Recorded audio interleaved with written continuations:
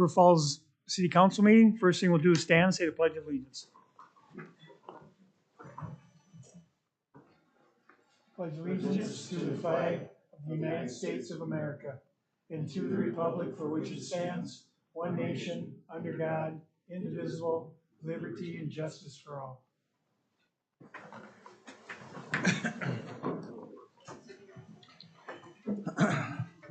Amy, can we have a roll call, please? Bierstead? Here. Bjork? Here. Carroll? Downing? Here. Morissette? Here. Miller? Odine? Here. Okay, next we have approval of the minutes with the from the October 8th meeting I so move. and the October 8th workshop. Many of Yep. us. Second. Okay, first and second, all in favor? Aye. Opposed? Next we have approval of the bills, I believe with Mr. Bierston. Yes, sir.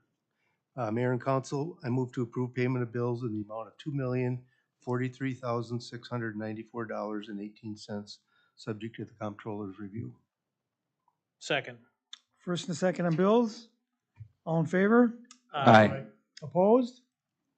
Okay, next move on to public comments. If there's anybody in the audience who wants to come up and talk, now would be the time. Like always, we have 2 minutes.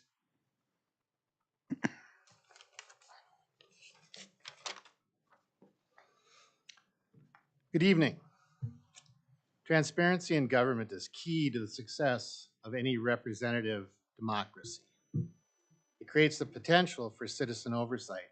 Without transparency, no public oversight is possible. Errors and misdeeds which cannot be discovered cannot be corrected. Unfortunately, despite paying lip service to transparency, there is very little actual commitment to it by the River Falls administration. When the public has questions, this administration pulls the curtains down instead of providing clear and honest answers. During the September 24th council meeting, Ms. Odine provided an extraordinary bit of transparency on the reasons the council creates restrictions on its citizens. She said one of the purposes of ordinances is to give people an idea of what is appropriate behavior.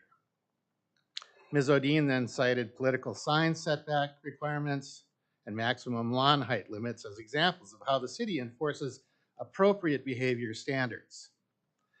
Imposing one's personal standards on the citizenry is not a government role most Americans support. Providing for the public safety and health are. Sign setback and lawn height were originally proposed as necessary for health and safety, not to keep the city looking like a tidy place. It's especially inappropriate to focus on regulating the behavior of citizens with ordinances when the city routinely ignores them itself. If the city wishes to provide an example of appropriate behavior, it should start by living within the laws it expects its citizens to adhere to. Enforcing your idea of appropriate 15 behavior seconds. is not the role of public servants. It's the behavior of rulers. Anybody else have anything? On up. Good evening. First off, it's really encouraging to see the new sustainability structure that will be outlined later tonight. I took a look at it through the memo. And in addition to have a strong background in climate science and environmental sustainability, I believe the new manager and coordinator will need to have a broad understanding of the funding mechanisms at the state and federal level. Meanwhile, in the absence of a sustainability coordinator, it is important to ask who is pursuing sustainability funding beyond the much discussed Energy Futures Grant. Through the IRA, currently there's approximately $369 billion of federal funding that is available to Wisconsin. The Public Service Commission's Office of Energy Innovation is working with the Department of Energy and the National Association of State Energy Offices to implement the following programs. The Energy Innovation Grant Program supports a wide variety of energy projects related to energy efficiency, renewable energy, energy storage, energy planning, and more. The Rural Energy Startup Program, which we are considered rural, is funded by the Energy Efficiency and Conservation Block Grant and supports communities taking steps to reduce energy use, reduce fossil fuel emissions, and improve energy efficiency. The Grid Resilience Program supports modernizing the electric grid to reduce the likelihood, consequences, and impacts of extreme weather, wildfire, and natural disasters. In a parallel to the Public Service Commission, the DNR also has additional funding for clean drinking water and urban forestry programs. And then on top of these grant programs, municipalities can receive the 30% federal tax credit for energy efficiency programs through the direct pay option, which is formerly elective pay. Now is the time to be taking action regarding environmental sustainability because funding is available. If we are not doing that, we are literally leaving millions of dollars on the table. Kim? Anybody else?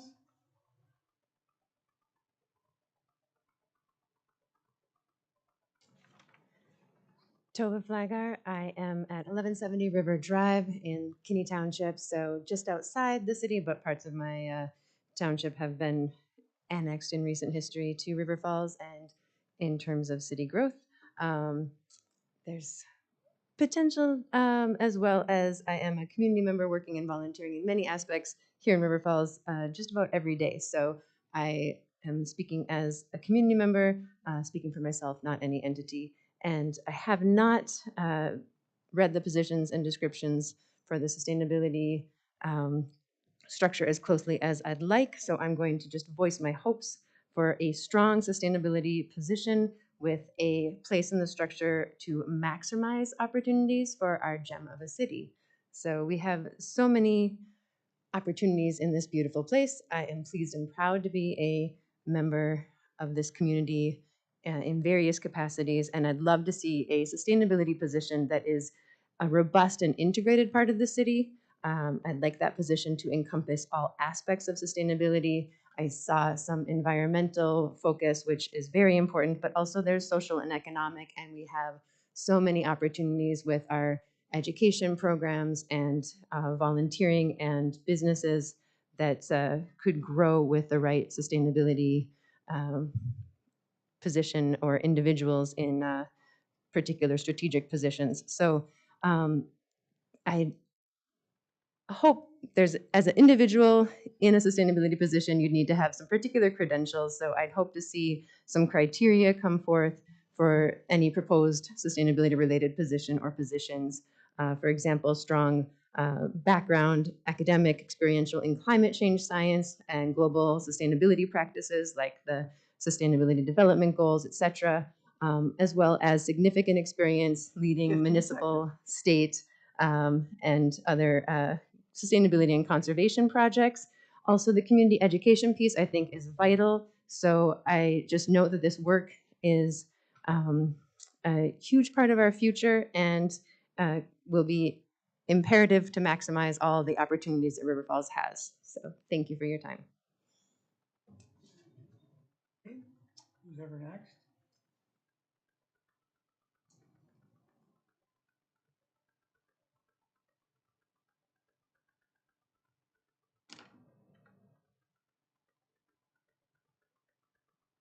Anybody else have anything? Okay, move on. Next is the update on new positions for 2025 budget, and our community development director, Ian Peterson, is going to give us a little presentation on that.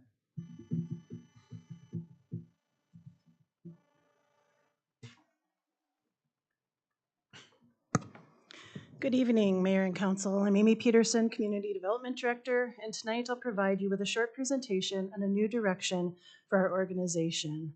The new Conservation and Parks Division of the Community Development Department will come on in 2025. So it's the community's vision that has come consistently through the plans that you see here that have brought us this new division. The vision for River Falls to embrace its river, open spaces, hills, and valleys as the places where citizens want to recreate. These are some of the reasons that visitors come to River Falls too, for the small town feel, the downtown, and the gems that are hidden in our hillsides and along the banks of our river. The Kitty Corridor Plan set us on a trajectory to further accomplish great advances in this area. But longtime residents knew that these gems when they established places like Glen Park. As the city heads down this path, our organization needs to be prepared for what's to come with increased acreages, facilities, and opportunities. Now is the time, based on current vacancies, the fiscal plan, and community needs, to make this new division a reality that will position the city to better coordinate and respond to ever-increasing community needs and demands in the priority areas of parks, recreation, forestry, sustainability, and natural resources. This new division is not being implemented to fix what's wrong, but rather it is anticipating the future while ensuring the present level of service is continued. Most municipalities faced with this organizational shift would create a Parks and Recreation department and may hope for a non-siloed organization. But we tend to be different here. And in so keeping with policy and planning and community development, and the maintenance in the public works requires a significant degree of high collaboration across departments to ensure excellence. Along with it comes the breadth of knowledge from staff across departments, leading to better plans, policies, and solutions. So here's a scaled down version of the org chart showing in the new division here, along with what we see as key interaction pieces. As I've mentioned, the new division will focus on policy and planning. It will include those focus areas: parks, forestry, sustainability, natural resources, and recreation. These departments will focus on the maintenance aspects as they do today. And both of these groups need to be working very well together to ensure outcomes, as neither one can do it alone. And that's why these positions are key. The Conservation and Parks Manager, along with the Public Works Manager and the Facilities Manager, sets up this key management level to ensure that communication and collaboration takes center stage. This chart is on page 5 of your memo, and it lays out high-level responsibilities for each of the positions. The city forester will be in this division so that the manager can focus on the policy and planning aspects of forestry in conjunction with Public Works that will continue much of the day-to-day arboriculture that they do now.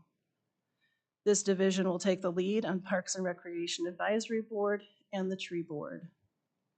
And the coordinator positions will be field positions. And as you can see by their responsibilities, will be out in the community. They will be the main connecting positions between the city and over 50 partner organizations, many of which you see here. These groups historically have been spread out from a communication aspect among different departments and city staff. So bringing them together to one division will hopefully help both internal and external communication channels. High-level priorities for the 5 division aspects includes what you see here and is included in your memo as well. Park planning and facility and infrastructure hierarchy will provide clearer direction for the future of the parks and their systems. Recreation will roll along under the great work of our current recreation coordinator, Parker Clare. Sustainability will initially focus on the rejuvenation of powerful choices, along with grant writing and administration. Forestry will have EAB management as the top priority, and while the city does have a basic tree ordinance, we'll be looking to bolster the ordinance to further enhance our tree canopy.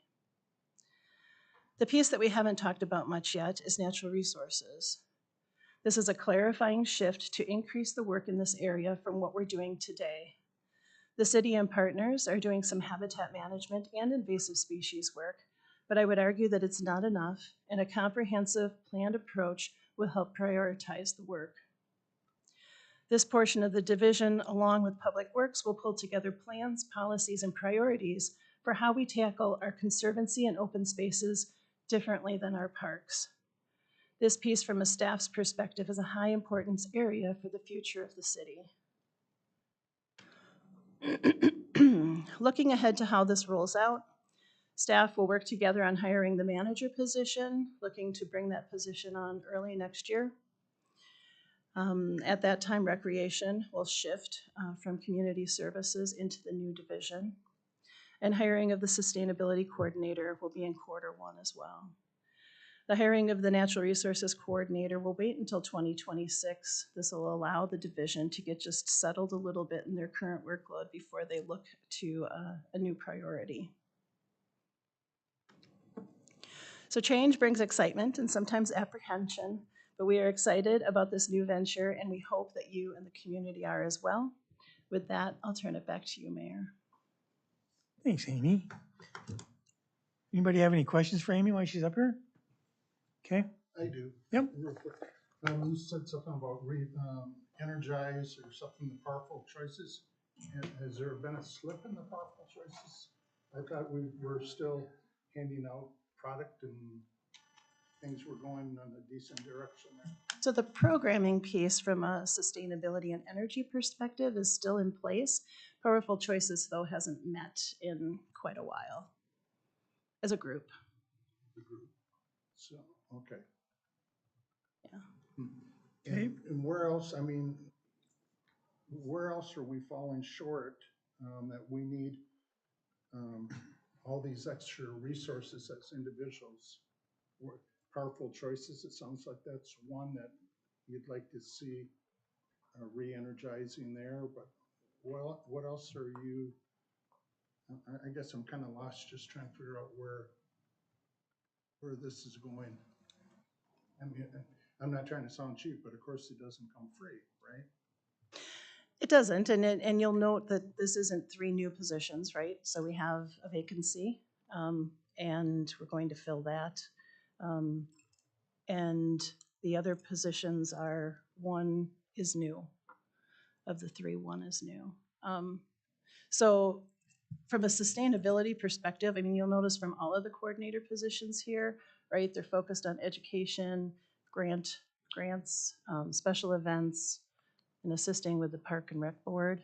But the sustainability piece, again, getting Powerful Choices rejuvenated, coordinating the city green team, which hasn't met in a while either, focusing on waste reduction and recycling policies, and solar and wind policies is what we have primarily, just as an overview for that position. And council member and the rest of the council, I mean, this is not a status quo proposal. So this is a forward thinking. We're putting resources in place proactive to where we think the needs are going to lead us as the community goes forward. So that's a little new for us. We haven't typically, we identify an immediate need, and those are usually what the immediate priorities are funded. But this is something that we're asking the council to take the opportunity to move ahead of where we are now. So it's not intended to be, why do we need these people to do that job? It's not just that job anymore. There's other things that are going to be important to the role of the division, including the coordination amongst all the external partners, and also improving the internal coordination and policy setting of some of the things, especially on the natural resources side.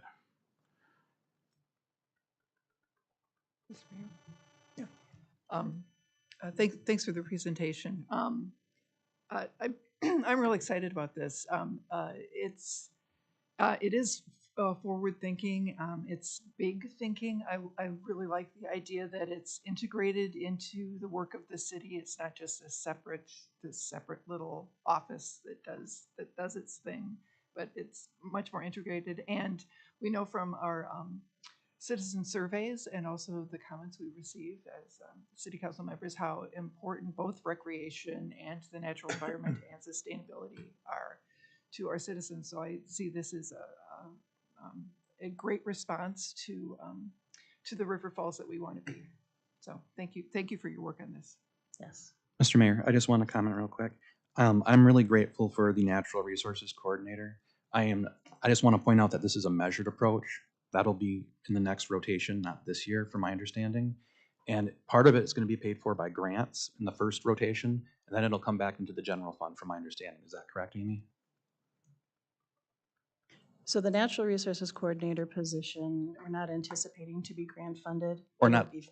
It'll be funded next year. Okay, but earlier I know we were talking about one of the positions. I don't know if it was that one or if it was one of the other ones. Josh had mentioned it. I think there's possibly the possibility of grant funded for the Sustainability Coordinator this year. Okay, That's what I was thinking then. Thank you for correcting me. So, but yeah, from my understanding, Natural Resources Coordinator, they'll be working heavily with land conservation, which is very important. And that's something that we'll be seeing more of, correct? Right. Thank you Yeah, very- essentially through the implementation of the Kinney Corridor Plan, we're anticipating more.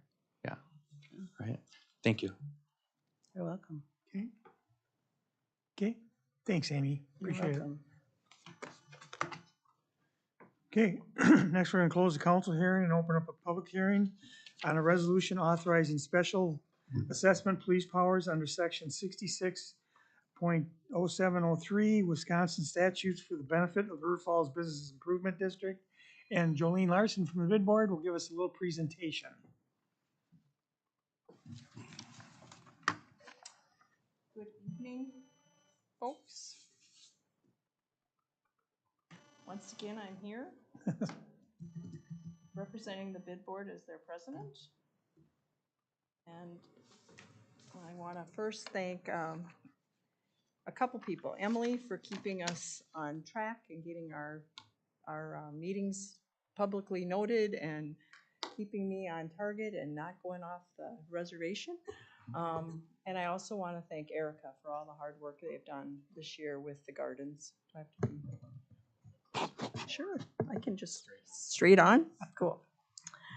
Tonight we're discussing the funding for 2025, and I think you have your budget in the packet. We were formed in 1989 and 90, which makes us 35 years old. The biggest change came in 2000 when we became mostly a grant writing organization and no longer had monies being paid out to a actual director. So we're a volunteer board, and we have a budget of about $47,000 a year. Our boundary is from North Division heading south to Cascade and the businesses on 2nd Street, not the residences, and across the Division Street Bridge and the White Pathway. So we encompass the historic district of River Falls. The bid was started to augment and support the business improvement, business retention, and the beautification of our core historic district. It is the only economic development program that you have that is strictly, totally kind of narrowed in to that area. To date, we've spent over $1 million, and most of it has been spent in the last 22 years. 95% of our monies goes back directly to our constituents. 5% goes into things like insurance. We pay some money to the city for doing some work for us, but most of it is spent directly for our constituents. In 2023, many of our businesses were being very, very careful in their investment in their buildings. Increased building costs, cost of supplies, all of those things played heavily on their minds. And 2024 has been pretty much the same. People are really concerned about the guarded business, are guarded with the business economic things that are happening, and especially right now because of the election year. We have found that the businesses, for the most part, are spending most of their money on cost-saving technologies, events, and opportunities to grow their core business, but they continue to struggle for employees, which has made it a real struggle for the small business person. The good news is, for the most part, I think most of downtown River Falls is thriving and doing well, but it is challenged, and we are been trying to help them as much as we can. We have guarded optimism for 2025. In 2024, we supported several small businesses with grants to help and restore their buildings. The Laundry Room, Dollar General, Edward D. Jones, Kinney Properties. We do not fund business equipment. We fund the facades and the outdoor of their buildings. And the premise behind that is that businesses can come and they can go, but the buildings in our historic district are going to be here forever, and we really want them to be taken care of. So we hope to help people in a small way do that. We also continue to support economic development programs and things like Music in the Park that brings tons of people downtown. We maintain the Second Street Gardens and plant the hanging baskets, and Erica has been great help there. We continue to work with the city staff. We've actually started to fund a public works person to help us with that, and we continue to do that and put money in the budget for 2025. We're working with the River Falls Chamber of Commerce, of course, on the River Dazzle. That's been around for 26 years. We kind of birthed that event and have turned it over to them, but we are the funding source for that event that brings hundreds of people downtown and is a big economic boon for the historic district. We also have started funding and help funding the River Falls Business Leaders Group. It's new, but they're trying lots of different events, and they're having a pretty good turnout, and it's bringing business to downtown. So we feel that that's a relevant thing for us to support, and we'll continue to do that.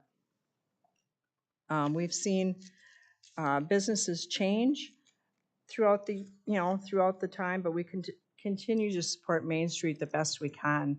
We haven't done a lot this year with garbage receptacles and garbage cans and the benches, and mostly that's kind of been because we know that there are going to be some upcoming changes to downtown, and that there's going to be things, these have long-term lifespans, and we want to make sure we're investing our money in when those decisions have been made, so that we're not rebuying a bench or redoing a garbage, because it's a different look. So that's been by design. We also have our eyes in the future. If you look at our budget, you'll see that we have a small amount every year that we put aside for future projects, with the idea that we know that eventually downtown is going to have some redevelopment and major redevelopment, and we want to make sure we have a large enough fund of money to make something happen. Whether it's music piped throughout the downtown, whether it's whatever it could be. It could be a lot of things. There's a lot of ideas out there. We also spend our money with the arts programs downtown and the mural projects. So we not only maintain the murals when they get kind of shabby, we kind of get them repainted, but we also have redesigned several murals this year. We helped with the bridge murals and the one underneath the bridge. So we hope that you will continue to support us. We are grateful for your support. You're all invited to come to our meetings. We meet the second Tuesday of the month at 8:30 here in City Hall. And the only other thing I would like to say is don't forget to come and trick or treat October 31st downtown. We'll be doing trick or treating from 3 to 6, I believe it is. Thanks a lot. Thanks, Jolene. I don't know if anybody has any questions. We're in a public hearing, so is there anybody in the audience has anything they want to say about this? Mayor, did you open the public hearing? I did. Okay. I did. So I'm gonna close the public hearing and reopen the council hearing, and I'll take a, where are we? I'm gonna take a motion, or I'll take a motion on this first, and then we can ask Jolene any questions we might have. Mr. Mayor, I make a motion that we approve the resolution authorizing the special police powers under section 66.070 for the benefit of the River Falls Business Improvement District. Second. Questions? Jolene, Questions? did you mention, and did I miss it? Did you mention specific projects that have happened in this last year? I know I'm gonna just call it the Domino's building got retucked Well, away. yeah, That the looks great. laundry room, Dollar General. Okay. Domino's is actually, part of it they've done on their own. Oh. And they have a bid, we have not voted on it. It's coming to our next meeting because they have a lot more things that they're gonna be doing. Okay. So that is one of the projects that we'll be working on with them. And there's a couple others, but they're still kind of working out the details to get us their budgets. Okay, thank you. Yeah. Anybody else? No?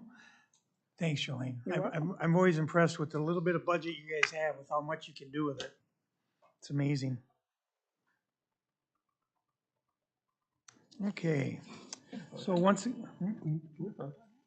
oh yeah, we can do that. So we got a first and a second. All in favor? Aye. Opposed? Okay. So we'll close the council hearing and open up another public hearing on ordinance 2024-06, appropriating the necessary funds for the operation of the government and administration of the city of River Falls for the year 2025. This is the first reading. Is there anybody in the audience who has anything like to say about it? Okay, close the public hearing and open up the council hearing if the council's got any questions on this. Okay, next move on to the consent agenda. First is acknowledgement of the following minutes. The Plan Commission from 9/3, the Park and Recreation Advisory Board from 9/18, the Library Board from 9/9. Next one is a change of agent for Circle K, formerly Holiday Station Stores. And a resolution approving 2023 audited financial statements and management report. And last one is a resolution approving the 2025 health and dental insurance renewal. Does anybody want to pull anything? Mr. Mayor, I'd like to pull number 6. Okay, I'll take a motion on the rest. Mr. Mayor, I move approval of the consent agenda items 5A through C, 7 and 8. Second.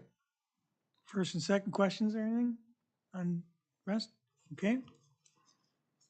All in favor? Aye. Opposed? And Mr. Morissette, you pulled number 6. Yep, Mr. Mayor, if you could indulge me, I'd like to ask the new agent to step forward real quick, if you wouldn't mind, Tricia.